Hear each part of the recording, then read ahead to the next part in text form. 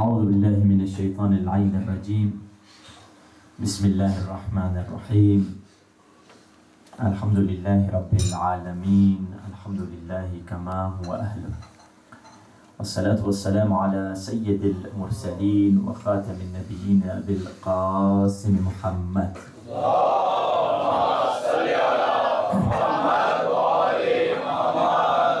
وآلہ طیبین طاہرین المعصومین واللعنۃ دائمۃ علی اعدائہم اجمعین من الآن الى لقاء یوم الدین. دعا سرکار امام زمان. اللہم کل ولیک الحجۃ ابن الحسن صلواتک علیہ وعلی آبائہ فی هذه الساعة وفی کل ساعة ولیا وحافظا وقائدا وناصرا ودلیلا وعینا حتى تسكنه أرضك طوعا وتمتعه فيها طويلا برحمتك يا أرحم الراحمين. صلوات پر محمد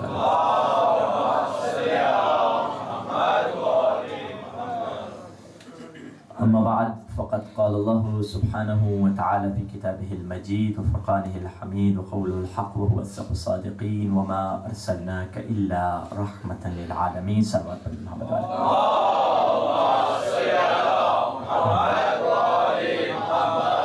خداوند متعال سے دعا کرتے ہیں با الہ ہماری اس قلیل سی عبادت کو مقبول فرمائیں. با الہ ہمیں بزرگوں کو صبر اور استقامت کی توفیق عطا فرمائے. با الہ جوانوں کو مغفرت اور توبہ کی توفیق عطا فرمائے. خواتین کو حیا اور عفت کی توفیق عطا فرمائے. علماء کو زہد اور نصیحت کی توفیق عطا فرمائے. مقروض کے قرض کو ادا فرما. بے اولاد کو نیک اولاد عطا فرما. جن کے پاس اولاد ہیں تربیت کرنے کی صحیح توفیق عطا فرما. با الہ جو مومنین و مسلمین اس فش عذاب پر جو دلی نیک دینی حوائج لے کر آئے انہیں مقبول فرما. با الہ ہمیں تمام اتباعت اہلیہ زیارت مقدسہ کی زیارت نصیب فرما. امام حجت امام زمانہ کے ظہور میں تعجیل فرما. ہم سب کو آقا کے غلاموں میں شامل فرما. صلی اللہ علیہ محمد و آلہ محمد.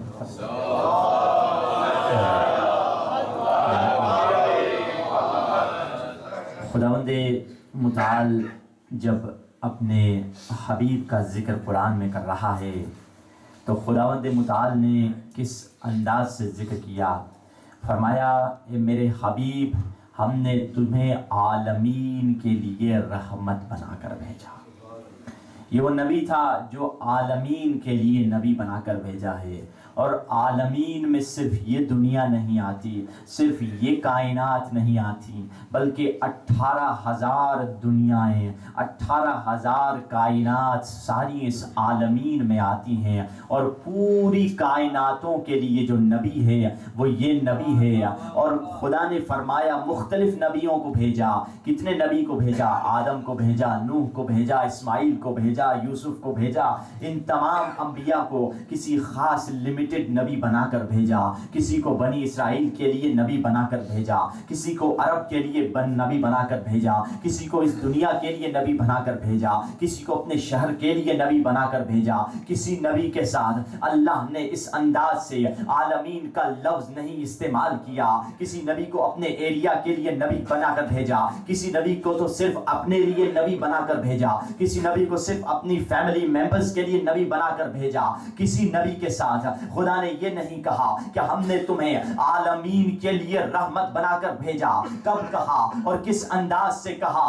اللہ سبحانہ و تعالی نے جب اپنا تعارف کرانا چاہا تو فرمایا بسم اللہ الرحمن الرحیم الحمد للہ رب العالمین. جس انداز سے میں عالمین کا رب ہوں ویسے محمد عالمین کے لیے رحمت ہے.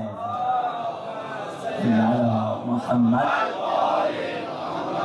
اسی لیے تو ہم کہتے ہیں جس دل میں محمد کی محبت نہیں ہوتی, جس دل میں محمد کی محبت نہیں ہوتی اس دل پہ کبھی اللہ کی رحمت نہیں ہوتی. جس دل میں محمد کی محبت نہیں ہوتی اس دل پہ کبھی اللہ کی رحمت نہیں ہوتی. میرا یہ عقیدہ ہے اگر ذکر خدا میں یہ نام شامل نہ ہو تو عبادت نہیں ہوتی.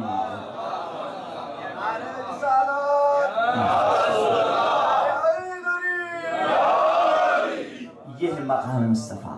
مگر کچھ لوگوں نے شان رسالت کو گھٹانے کے لیے، اسلام کو دھچکا لگانے کے لیے یہ پروپیگنڈا شروع کر دیا کہ نبی معصوم نہیں ہوتے. جب نبی معصوم نہیں تو آل نبی بھی معصوم نہیں ہوں گے. 14 معصومین کا کانسیپٹ ختم کرنے کے لیے یہ کہہ دیا نہیں وہ خطا کر سکتے ہیں، نعوذ باللہ وہ مسٹیک کر سکتے ہیں، الیاذ باللہ. آئیے قرآن مجید سے پوچھ لیتے ہیں کیا انبیاء غلطی کر سکتے ہیں یا نہیں کر سکتے؟ قرآن مجید میں حضرت یوسف کا، حضرت بی بی مریم کا تذکرہ ہو رہا ہے. حضرت بی بی مریم کو خدا نے معجزے سے ایک بیٹا عطا کیا. اب 3-4 دن گزرنے کے بعد حضرت بی بی مریم جب گھر واپس آئیں، جب شہر واپس آئیں تو شہر والے یہودی سب عالم جمع ہو گئے، سب علماء جمع ہو کر کہنے لگے اے مریم کیفا، کس طرح تمہارے پاس یہ بچہ آیا؟ تمہاری ماں تو کوئی خراب خاتون نہیں تھی، نہیں تمہارا باپ کوئی خراب انسان تھا، تم نے یہ حرام فعل کیسے کر دیا؟ حضرت بی بی مریم خاموش ہے، خاموشی کا روزہ رکھا ہے. قرآن کے آیت کے جملے ہیں فَأَشَارَتْ إِلَيْهِ. حضرت بی بی مریم نے عیسی ابن مریم کی طرف اشارہ کیا. بچہ گود میں ہے، 3 دن کا بچہ ہے. کہا اگر پوچھنا ہے تو اس سے پوچھ لو. تو یہودی کہنے لگے کیف نکلم من کان فی المہد صبیا، ہم کیسے اس سے بات کریں جو ابھی بچہ گہوارے میں ہے، نومولود بچہ ہے. ابھی یہ کہہ ہی رہے تھے، اچانک حضرت عیسیٰ زبان کھلی، حضرت عیسیٰ کے ہونٹ ہلے. کہا انی عبد اللہ آتانی الکتاب وجعلنی نبیا، میں اللہ کا بندہ ہوں، اللہ نے مجھے کتاب دے کر بھیجا ہے اور مجھے نبی بنا کر بھیجا ہے، اور جب تک زندہ رہوں گا ماں کی خدمت کرتا چلوں گا. یہ کہے جیسے بھی حضرت عیسیٰ نے یہ کہا، یہودی چپ کر چلے گئے. ہم یہودیوں سے پوچھیں گے حضرت عیسیٰ نے کب کہا میری ماں پاک دامن ہے؟ حضرت عیسیٰ نے کب کہا میری ماں نے گناہ نہیں کیا؟ حضرت عیسیٰ نے کب کہا میں معجزے سے پیدا ہوا ہوں؟ یہودی چپ کر کے کیوں جا رہے ہیں؟ تو یہودی جواب دیں گے ہم نے اپنی آسمانی کتابوں میں پڑھا ہے اللہ جسے عہدہ دیتا ہے اس کے ماں باپ معصوم ہوتے ہیں. پتا چل گیا ابو طالب مسلمان نہیں معصوم بھی ہے. ابو طالب عصمت کے درجے پر جنہیں خدا عہدہ دیتا ہے اللہ ان کو نہ صرف معصوم قرار دیتا ہے، ان کے ماں باپ کو بھی عصمت کے درجے پر فائز کر دیتا ہے. ایک صلوات پڑھ جو محمد والی محمد.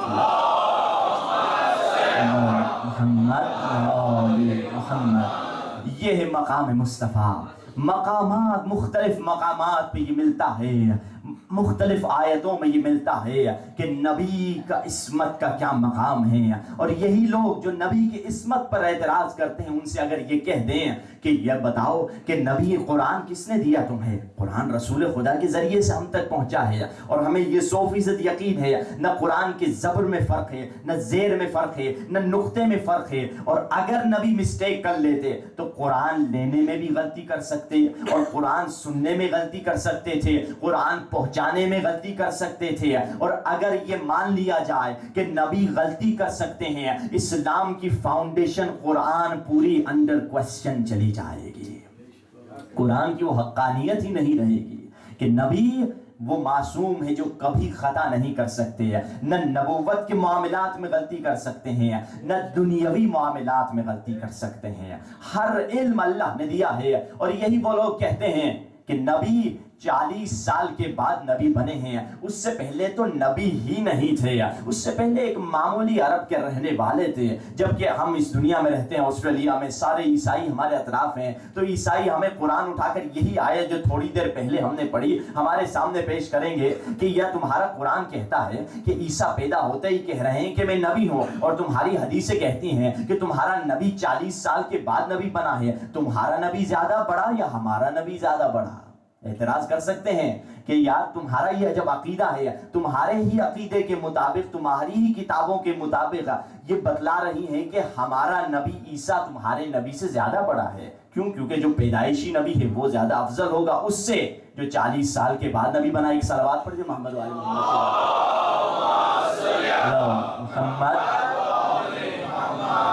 مگر ہمارا یہ عقیدہ ہے کہ ہمارے نبی ہر دم نبی تھا۔ حضور پاک نے جو فرمایا کنت نبیا آدم بین الماء والطین، میں اس وقت بھی نبی تھا جب آدم مٹی اور پانی کے درمیان تھا، جب دنیا وجود نہیں رکھتی تھی، میرا نبی تب بھی نبی تھا۔ جب آدم اور حوا مٹی اور پانی کے درمیان تھے، میرا نبی تب بھی نبی تھا۔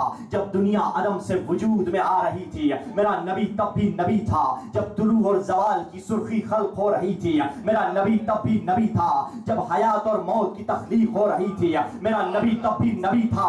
جب طلوع اور زوال کی خلقت ہو رہی تھی، میرا نبی تب بھی نبی تھا۔ جب عرش و فرش بن رہے تھے، میرا نبی تب بھی نبی تھا۔ جب ماہ و انجم کی تخلیق ہو رہی تھی، میرا نبی تب بھی نبی تھا۔ جب آدم صفت کر رہا تھا، میرا نبی تب بھی نبی تھا۔ جب نوح سفینہ چلا رہا تھا، میرا نبی تب بھی نبی تھا۔ جب یوسف بازار میں بک رہا تھا، میرا نبی تب بھی نبی تھا۔ جب موسیٰ عصا چلا رہا تھا، میرا نبی تب بھی نبی تھا۔ جب عیسیٰ اندھوں کو بینا کر رہا تھا، میرا نبی تب بھی نبی تھا۔ جب میرا نبی آمنہ کی گود میں مسکرا رہا تھا، تب بھی نبی تھا۔ آغوش ابو طالب میں پل رہا تھا، تب بھی نبی تھا۔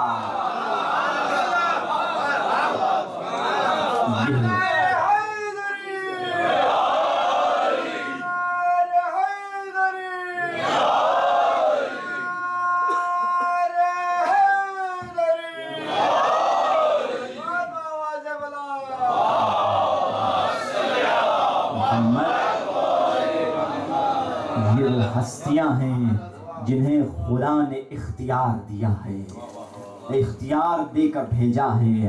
جب اللہ کا اختیار ہوگا وہ ہستیاں ضرور وہی کریں گی جو خدا کہے گا۔ جب خدا کی مرضی کے مطابق کریں گے تو ضرور عصمت کے درجے پر فائز ہوں گے۔ ان ہستیوں نے ہمیں وہ درس دیا، دنیا ہر چیز خود سے سیکھ سکتی تھی، مگر جو چیز خود سے نہیں سیکھ سکتی تھی وہ ہدایت کا درس ہے۔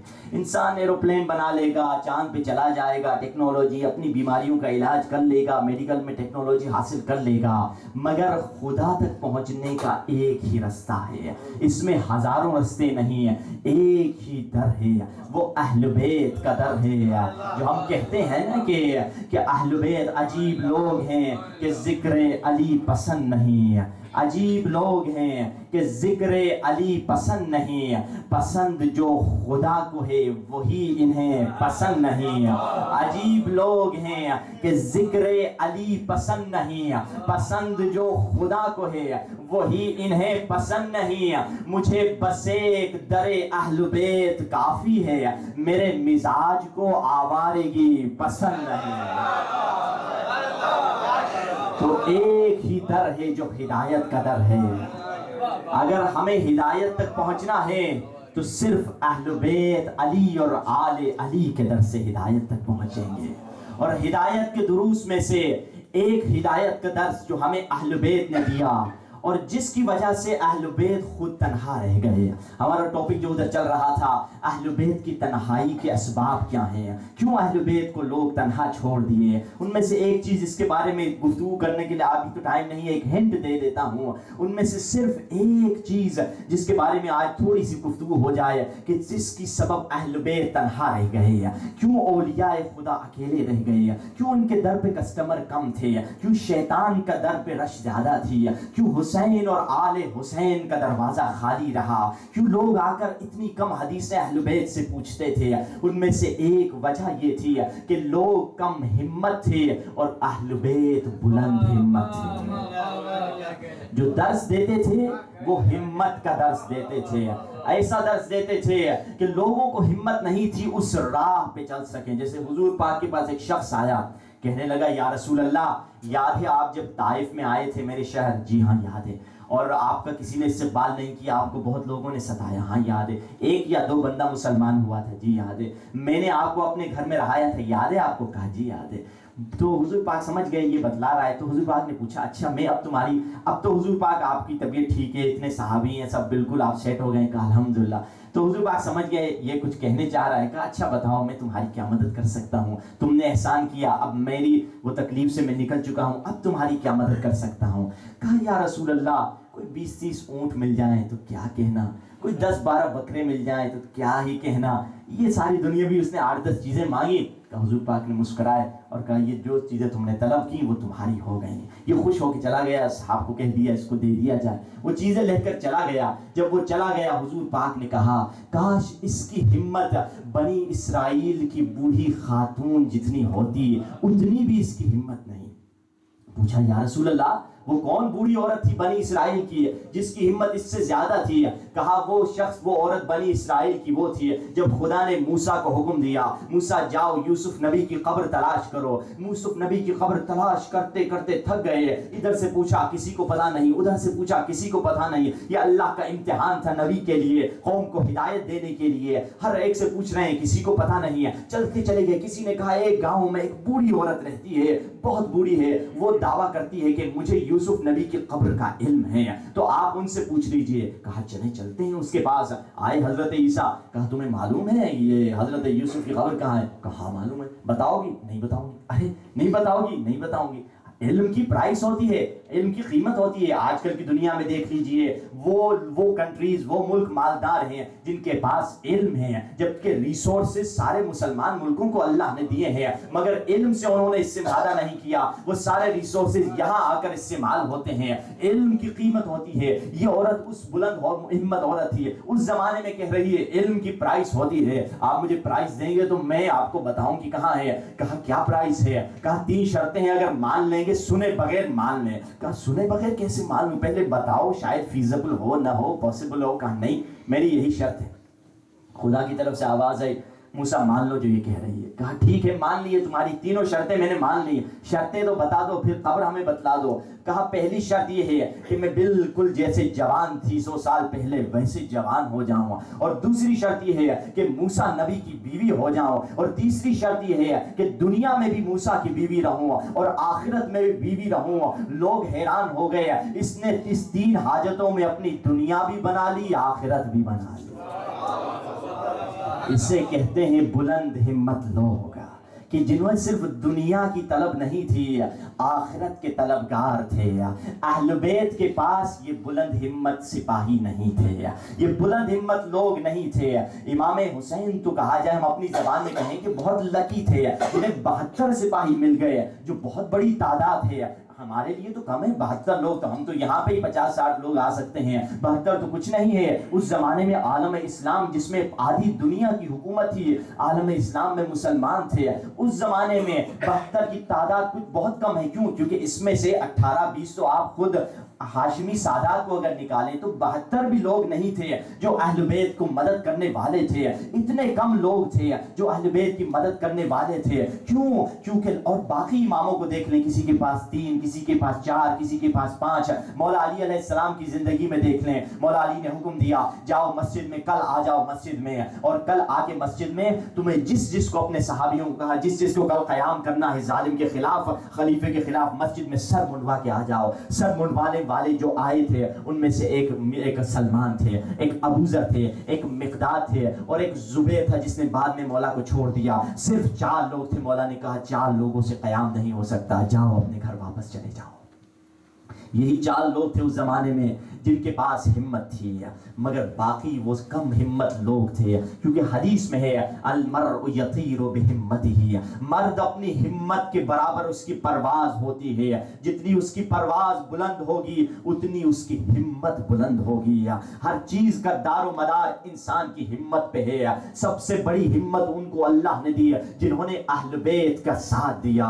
وہ بلند ہمت لوگ تھے جنہوں نے اہل بیت کو تنہا نہیں چھوڑا, جنہوں उन्होंने अहल बैत को अकेला नहीं छोड़ा, वो सिर्फ दुनिया को नहीं देखते थे, वो जानते थे मरना तो सभी को है, इस दुनिया से सभी को जाना है, क्यों ना अली की पैरवी करते हुए मरे।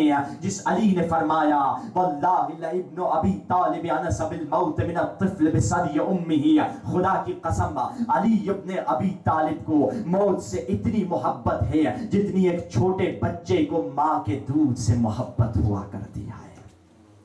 क्यों न हम उस अली की पैरवी करते हुए हिम्मत को बुलंद करें। हिम्मत बुलंद करने के लिए हाँ सख्तियाँ भी हैं, हाँ मुश्किलात भी हैं, हाँ तकलीफ़ें भी हैं। दुनिया में तकलीफ़ देखेगा इंसान, मगर उसे आखिरत की जब आखिरत नज़रों के सामने होगी हर तकलीफ़ आसान हो जाएगी। मैं जितनी भी तकलीफ़ें उठा लूँ, हुसैन जितनी तो तकलीफ़ मैंने कभी नहीं उठाई। मैं जितनी भी परेशानियां देख लूं, ज़ैनब जितना तो परेशान नहीं हो सकता। ये तो दुनिया की परेशानियां, वो बहन जिसके घर से 72 जनाजे निकले, उससे बढ़कर भला कौन परेशान होगा। वो बेटा जो बाबा को कफन न दे सका, वो भाई जो बहन को जिंदान में कफन न दे सका, उससे बढ़कर भला कौन परेशान होगा। अहल बैत से मांगे आज मौला मुझे बुलंद हिम्मती अता फरमा कि मैं अहल बैत के कदम पे चलने, अहल बैत की राह पे चलने के काबिल बने, क्योंकि ये अहल बैत वो करीम हैं।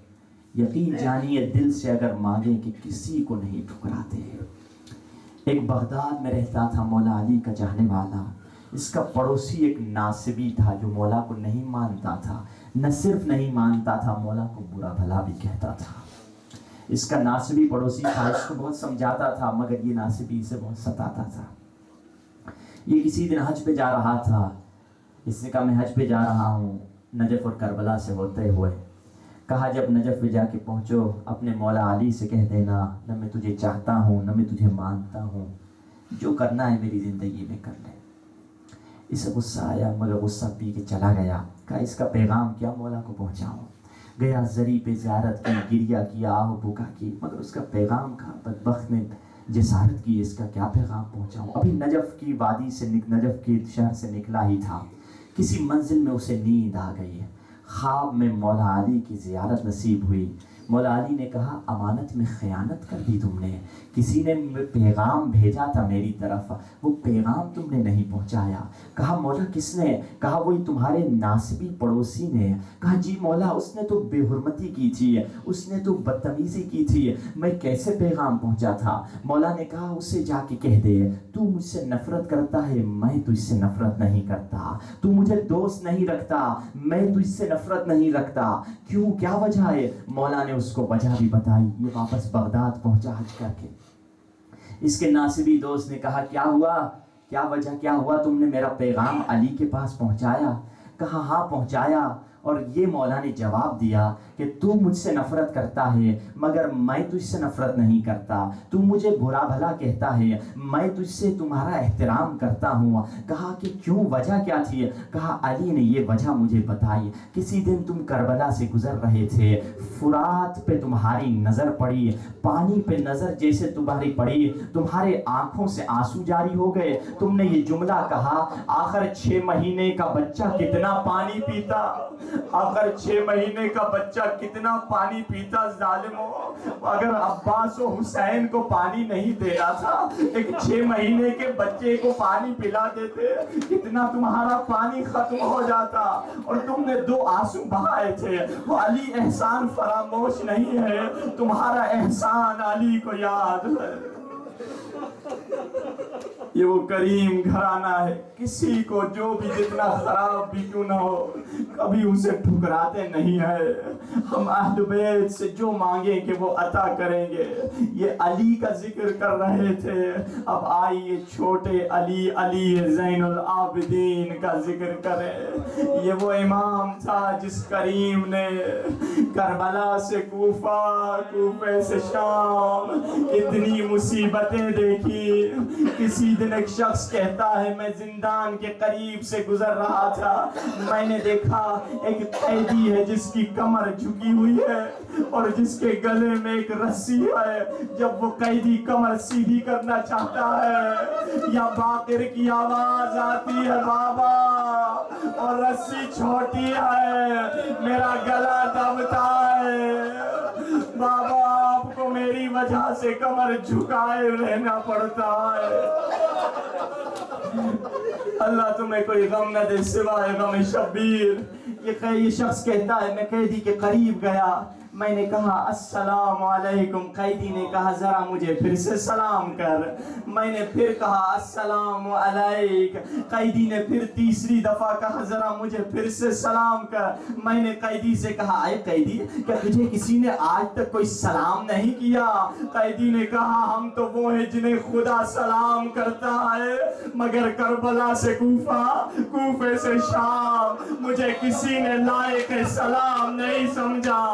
کسی نے پتھر مارے, کسی نے باغی کا بیٹا کہا, کسی نے کہا یہ مسلمان نہیں ہے. سب نے مجھے ستایا ہے, تکلیف دی ہے. زنجیروں میں جکڑا ہوا امام, کبھی اس امام کی نماز رستے میں نہ چھوٹی. امام فرماتے ہیں پورے رستے میں کسی بی بی کی نماز شب بھی نہ چھوٹی. کسی دن ہم نے, امام فرماتے ہیں میں نے قید خانے میں دیکھا رات کے وقت پھپھی زینب بیٹھ کے نماز پڑھ رہی تھی. میں نے پھپھی زینب سے پوچھا پھپھی خیر تو ہے, نماز شب بیٹھ کے پڑھ رہی ہے؟ کہا بیٹا سجاد قید خانے میں کھانا اتنا کم آتا ہے جو بچوں کے درمیان تقسیم کر دیتے ہیں. اب تیری پھپھی کے پاؤں میں طاقت نہ رہی جو کھڑے ہو کر نماز شب پڑھ سکے. اللہ اللہ, یہ سارے منظر سید سجاد نے دیکھے مگر صبر کرتے رہے. اور کربلا کے بعد جب بھی سید سجاد بھی بازاروں سے گزرتے تھے, مدینے کے قصائیوں نے آپس میں وعدہ کر دیا تھا کہ گوشت کے ٹکڑوں پہ ہم کپڑا رکھا کریں گے. جب بھی سجاد کی نظر پڑتی آنکھوں میں آنسو آ جاتے. جب بھی دیکھتے کوئی شخص بکرا ذبح کر رہا تو دوڑتے ہوئے جاتے, اس کے ہاتھ پہ ہاتھ رکھتے, بھائی آپ نے اسے پانی پلایا ہے؟ وہ کہتا مولا میں مسلمان ہوں, جانور کو پانی پلانا ضروری ہے. بس یہ سنتے کربلا کی طرف منہ کرتے, بابا یا جانوروں کو پانی پلا رہے ہیں, تو رسول کا نواسا, فاطمہ کا لخت جگر. کربلا کے بعد سید سجاد نے وہ مصیبتیں دیکھی کہ اتنے مصائب دیکھے کہ کسی نے دن شخص مولا کے پاس آیا, کہا مولا گھر میں میری شادی کا بندوبست ہے بیٹے کی, میرے گھر آ جائیے. مولا نے فرمایا کربلا کے بعد ہم نے خوشیوں کی محفل میں جانا چھوڑ دیا ہے. تو کچھ دنوں کے بعد یہ شخص آتا ہے, کہتا ہے مولا میں نے بچے کی شادی میں مجلس کا اہتمام کیا ہے, بس یہ سننا تھا. مولا کہتے ہیں مجلس کہاں ہے اور کب ہے, ہم خود آ جائیں گے. اب مولا کے بیٹھنے کی اس نے جگہ رکھی, سب مجلس شروع ہوئی, مولا تشریف فرما ہے. جب مصائب کی منزل آئی سب رونے لگ گئے, اور مصائب جب ختم ہوئے تو مولا اپنی جگہ پر نظر نہیں آئے. سب دیکھ رہے ہیں آقا کہاں چلے گئے. جب لوگ نکلنے لگے جہاں جوتیاں پڑی ہوئی تھی سجاد وہاں بیٹھے ہوئے تھے. کہا مولا آپ یہاں؟ سجاد نے کہا تم تو وہ نہیں دیکھتے جو میں دیکھتا ہوں. اماں فاطمہ زہرا ان مجلسوں میں آئی تو میں نے سوچا یہیں پہ بیٹھ جاؤ. یہ وہ امام کہ ہر زمانے میں ہر پوری زندگی جتنا زندہ رہے گریہ کرتے رہے, آنسو بہاتے رہے. کسی شخص نے آ کے مولا سے کہا مولا جب کوفے میں مسلم ابن عقیل آئے تھے, میں کوفے کی دربار میں کھڑا تھا, اور جب آپ شام کے بازار میں آئے تھے وہاں بھی میں کھڑا تھا، مگر مولا مسلم کے انداز میں اور آپ کے انداز میں بڑا فرق تھا۔ مولا مسلم کا انداز مجھے پسند آیا، سینہ تان کے آئے۔ ابن زیاد نے کہا سلام کر، مسلم نے کہا حسین کے علاوہ میرا کوئی مولا نہیں، میں صرف حسین کو سلام کرتا ہوں۔ اس دلیری سے ہاشمی خون کا جلال دکھایا۔ مگر مولا جب آپ آئے تھے گردن جھکی ہوئی تھی، ہاتھوں میں ہتھ کڑیاں تھی، سر اٹھا کے بھی نہیں دیکھتے تھے، آپ کا انداز مجھے پسند نہیں آیا۔ مولا نے کہا تو نے انصاف نہیں کیا، مسلم تنے تنہا آئے، میرے ساتھ پھپھیاں، مائیں اور بہنیں، علی کی بیٹیاں تھیں۔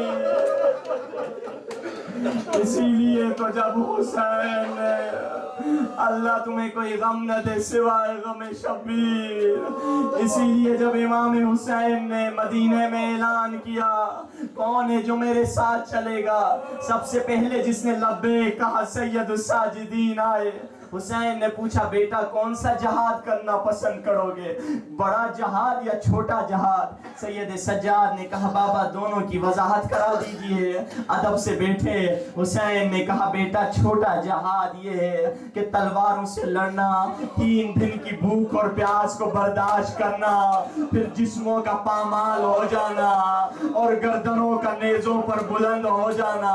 بیٹا یہ چھوٹا جہاد ہے، تو بابا بڑا جہاد کیا ہے؟ کہا بیٹا بڑا جہاد یہ ہے کہ طاقت کے ہونے کے باوجود سکینہ کے منہ پہ تماچے لگتے دیکھنا مگر تلوار نہ اٹھانا، زینب کی ردا چھنتے دیکھنا مگر تلوار نہ اٹھانا۔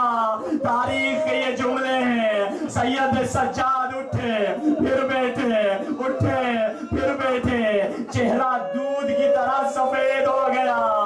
بابا بیٹا جو بڑا ہوں تو جہاد بھی بڑا کر کے دکھاؤں گا،